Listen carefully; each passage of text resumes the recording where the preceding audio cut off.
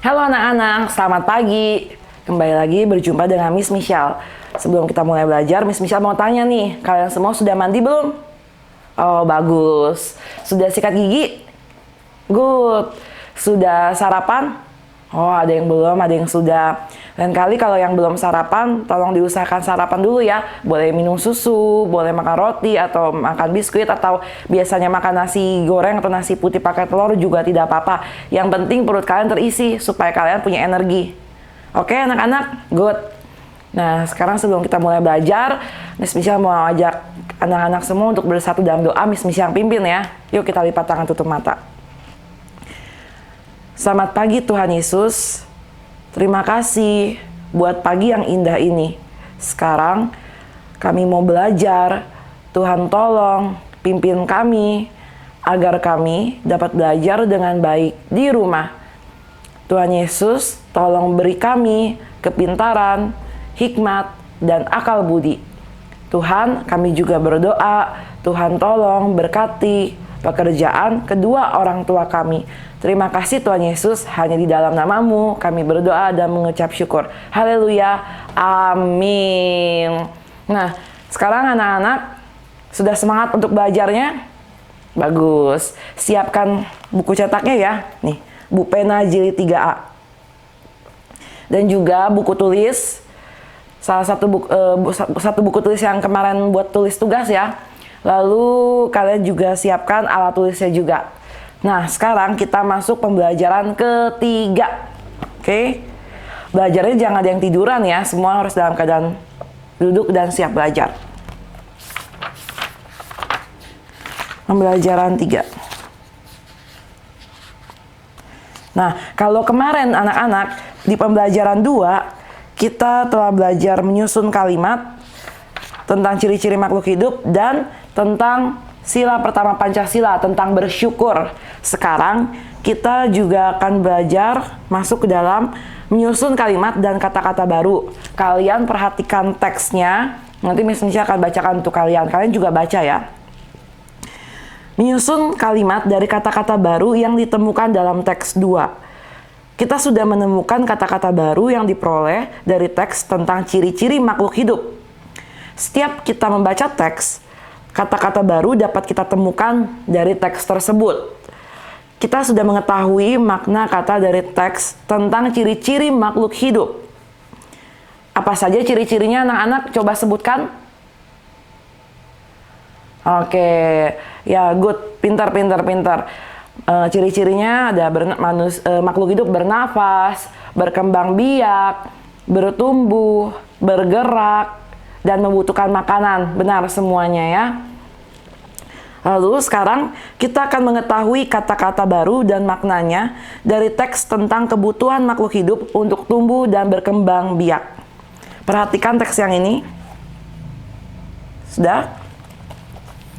Kebutuhan makhluk hidup untuk tumbuh dan berkembang biak. Makhluk hidup tumbuh dan berkembang. Semua makhluk hidup membutuhkan udara, matahari, air, makanan, dan juga tempat tinggal. Dan makanan minuman itu juga termasuk sebagai sumber energi ya. Manusia juga memerlukan udara untuk bernafas. Manusia juga memerlukan rumah untuk tempat tinggal dan juga tempat berlindung. Kalian semua pasti punya rumah kan? Nah, kan kalian sedang belajar di rumah nih. Ya, rumah kalian adalah tempat berlindung. Hewan juga memerlukan makan dan minum untuk tumbuh dan berkembang. Antara hewan satu dan hewan lainnya bisa saja berbeda kebutuhan makanannya. Ada hewan yang dapat memakan segalanya. Ada hewan yang hanya bisa memakan biji-bijian, tumbuh-tumbuhan, serangga, atau daging. Begitu pula habitatnya. Habitat itu tempat tinggal. Setiap hewan memiliki habitat yang berbeda-beda. Ada yang hidup di darat, dan ada juga yang hidup di perairan. Coba sebutkan salah satu hewan yang hidupnya di darat, yang tinggal di darat. Oh, bagus. Good anak-anak. Kalau misalnya salah satu hewan yang tinggal di perairan, di laut atau di sungai, satu aja sebutkan. Oh ya, pintar. Nah, lanjut ya. Berbeda dengan manusia dan hewan, tumbuhan membuat makanannya sendiri. Tumbuhan membuat makanan melalui proses namanya fotosintesis. Tumbuhan memerlukan karbon dioksida dan cahaya matahari untuk membantu proses fotosintesis. Jadi, tanpa cahaya matahari dan karbon dioksida, tumbuhan tidak dapat berfotosintesis. Oleh sebab itu, jika kalian anak-anak punya tanaman di rumah, itu harus kena sinar matahari ya, supaya tumbuhan tetap sehat dan dapat berfotosintesis. Tumbuhan juga memerlukan oksigen untuk bernafas dan air untuk bertahan hidup. Jangan lupa juga tumbuhan kalian diberi air supaya tidak layu. Nah, kemudian kalian buka halaman 12. Yang ini. Kalian lihat di situ. Ini ada tugasnya. Nanti kalian bisa salin jawabannya di buku PS kalian. Buku PS kalian ya. Ada 3 nomor. Lalu kita masuk yang bawahnya, pola irama. Miss Misha akan bacakan untuk kalian juga.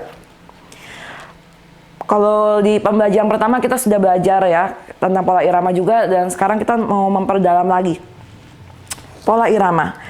Panjang pendek bunyi yang terdapat pada lagu membentuk pola irama. Panjang pendek bunyi dapat dihitung berdasarkan ketukan. Ada 2 jenis pola irama, yaitu pola irama rata dan tidak rata.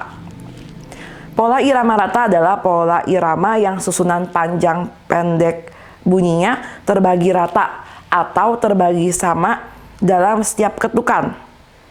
Nanti Miss Misha kasih contohnya ya. Lagu yang mana itu? Ketukan yang sama terdapat pada setiap bunyi.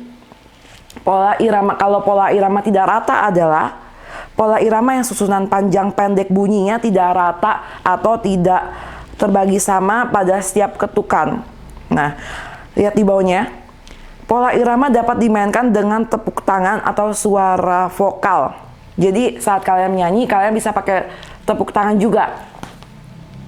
Kemudian pola irama juga dapat dihasilkan dari kendang yang dipukul atau gelas yang diketuk dengan sendok.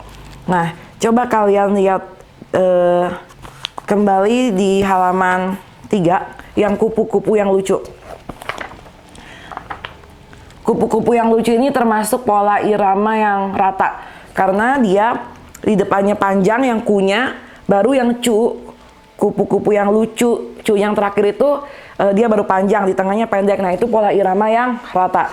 Sedangkan yang tidak rata itu kalian lihat di lagu Burung Kakak Tua. Di halaman ini. Nah, coba ya, kalian dengarkan Miss Michelle. Burung kakak tua. Kalian perhatikan. Bunyi itu pendek. Lalu rungnya panjang, K-nya pendek, kak-nya panjang lagi, tu-nya pendek, A-nya panjang. Jadi dia tidak rata. Lalu hinggap, di jendela, hing-nya pendek, gap-nya panjang, di-nya pendek, jen-nya panjang, de-nya pendek, la-nya panjang. Nah, ini disebut pola irama tidak rata. Nah, sekarang kalian, Miss Misha akan tunjukkan video lagu Burung Kakak Tua.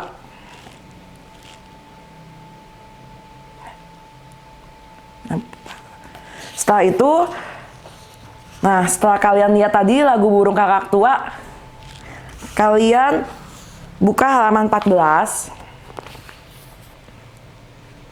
Buka halaman 14. Nah, itu tugasnya, tunggu sebentar. Oke. Tugasnya adalah dari nomor 3 ya, nomor 1, 2-nya nggak usah, dari nomor 3 saja. Beri simbol panjang pendek untuk lirik dengan, beri simbol panjang untuk lirik dengan bunyi panjang. Lalu beri simbol pendek untuk lirik dengan bunyi pendek. Seperti yang di pembelajaran 1, yang kupu-kupu yang lucu, itu kan kalian salin kan. Nah, lagu Burung Kakak Tua ini nanti juga kalian salin di buku PS kalian. Kemudian jadi lengkap satu ya. Jadi lengkap satunya itu habis kalian tulis lirik, burung kakak tua, di bawahnya tuh kalian kasih tandanya ya. Beri simbolnya panjang atau pendek, mengerti? Seperti di pembelajaran yang pertama. Kemudian yang keempat ini tidak usah, kelima tidak usah. Jadi kalian cukup kerjakan yang nomor 3 saja. Nanti akan Miss Michelle tulis lagi di WA grup biar kalian ingat. Nomor 3 saja ya.